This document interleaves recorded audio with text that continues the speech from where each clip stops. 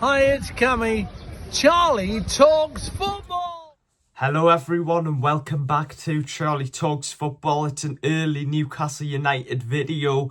As you can see by the title and thumbnail, Alexander Isak has basically, the relationship between him and Newcastle United has been completely broken, and we'll go into some of the details of what Eddie Howe said in his post-match press conference after the Newcastle drew 2-2 against Espanyol. So if you're new around here, guys, make sure to subscribe for all the latest Newcastle United news.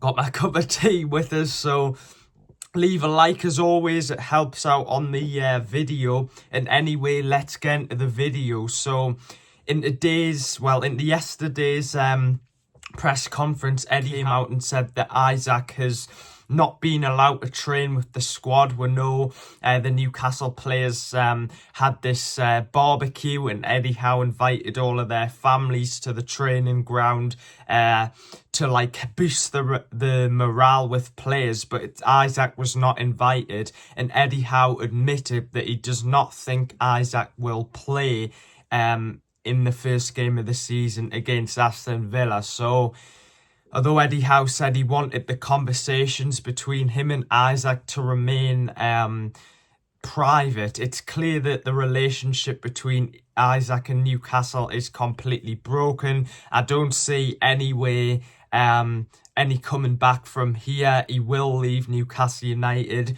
The player has clearly been disciplined. He's not been allowed to train with the players. He's also been training by himself in Real Sociedad facilities without the knowledge of Eddie Howe. So it's a situation where, yeah, Newcastle are going to have to find a striker because there's only a couple of weeks left in the transfer window now. And, you know, Callum Wilson's left. William Osula's still young and he's not good enough to be a starter. So regardless of whether Isak does leave or he stays for one more season, Newcastle do need a striker. That is a priority. That is a position that the club are actively trying to work on now. So we need someone in before the first game of the season against Aston Villa, because no disrespect to Will Osula, he's still young and inexperienced, but we can't start with him at centre forward. I know you could play Gordon there, but it's not ideal. But what are your thoughts on this Isak situation? Because my belief was potentially that maybe Eddie Howe could convince him to stay at the club for another year, but that has basically been, it's been made clear that that isn't going to be possible. Newcastle internally have accepted the fact that Alexander Isak probably is going to leave Newcastle this summer. I don't really think there's any way you can solve this situation. And yeah, I think, of course, it's not, the timing of it hasn't been great. It's not the best position to be in for Newcastle with a couple of weeks left of the transfer window. You've got a player who's unhappy, who doesn't want to be here, who's not been part of the squad, who's not been playing in any of the friendly games. And by the way, I am going to the Atletico Madrid game today. It has been confirmed that Isak will not be playing for that either. But I think the person I feel the most sorry for is Eddie Howe, because it's been, you know, Newcastle have missed out on several key targets. I'm not going to go into any more detail on that because I've talked about this so many times on the channel. So Eddie Howe's missed out on key targets, and now you've got a player who's unhappy. Newcastle have only signed one player, and a great player in Anthony Elanga, but we need more players. We need more midfield depth after Longstaff left. We need another centre-back. Possibly we even need two midfielders, and we need another striker. So there's still a lot of positions that Newcastle need to fill, and it's going to be very difficult with Eddie Howe liking the right type of players, because there's not that long left to go until the transfer market. So what are your thoughts on that, guys? What are your thoughts on Isak's behaviour? Like I said, the relationship's completely broken. I don't see him ever playing for Newcastle ever again.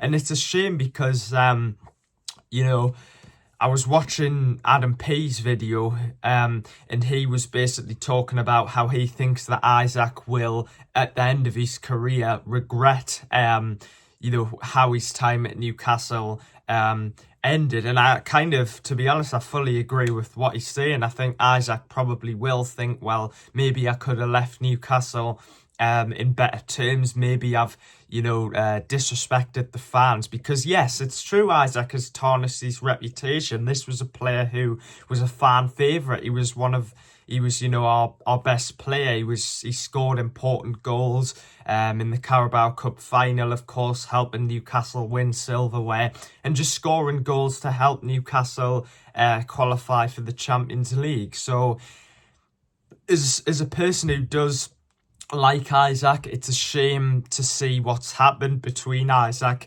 and the Newcastle fans. I don't really think there's any ways. I usually try to be positive on the channel, but I don't think there's any ways you could really come back from this. But let's go on to strikers, because of course Newcastle have been linked with a whole host of them.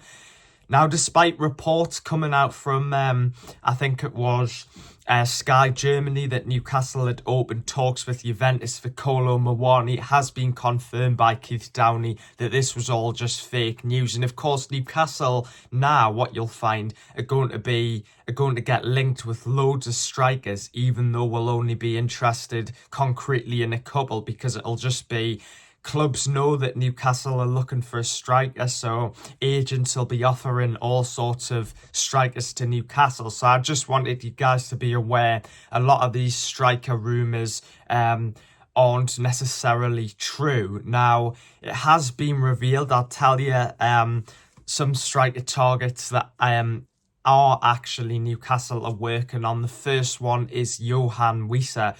Now, it looks like this deal is going to happen. I've said on the channel many times, I do think Wissa will still join Newcastle. It all just depends on how fast Brentford can get a replacement in. I think Brentford's replacement will be Tara from Bournemouth. So I think that deal seems to be moving quickly. It's nice to have a player who actually wants to join Newcastle. Wissa's rejected Tottenham. He's rejected Nottingham Forest. He wants to join Newcastle. He doesn't want to join any other club. And his agents travelled to London yesterday for talks about the deal. There's an expectation that that deal will happen early next week. So I think Wissa would be a fantastic signing. Someone who's got that Premier League experience, wouldn't need any time to settle in, because, you know, he's already played in the Premier League. I think people sort of maybe overlooking it because of his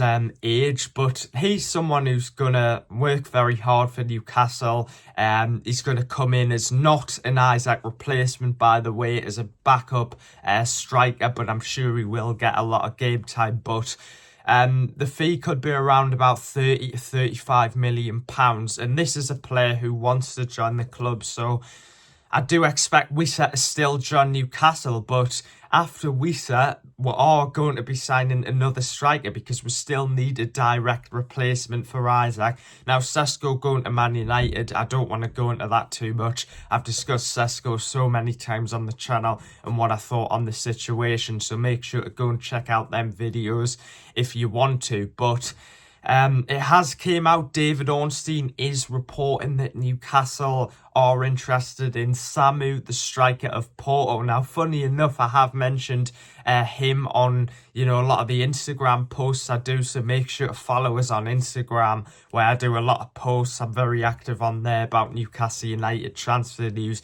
and other news, so make sure to follow us on there. But he is one of the names we're looking at. He's scored over 20 goals for Porto. He's 6 foot, a strong striker. And I think he's probably the next best thing that we can get after Sesko. I know some people would like Ollie Watkins. I probably would prefer Ollie Watkins just because of the fact he's got Premier League experience. But I do think Samu would be a very interesting option. I think, you know, if Wissa joins the club, Wissa would help put the pressure off Samu, because Samu's still a young player. We don't really know how he's going to do in the Premier League. So yeah, that's all the latest. And there's also reports saying that Malik Chow to Newcastle could also be done early next week. So Newcastle, after the Sesko thing, it seems like it's really prompted us to get on the market and try and find strikers. So anyway, guys, thanks for watching this video. Make sure to subscribe as well. Leave a like, that really helps and grows the channel. Make sure to follow us on Instagram, and just keep supporting the channel, because you know, my aim is to do this full time. But thanks for watching. What are your thoughts on Isaac, Samu, and just this whole, you know, transfer merry-go-round that's going on at the minute at Newcastle? So thanks for watching, guys. I will be doing a video on the Atletico Madrid game. I will be going to that, and I'll see you guys later. Bye.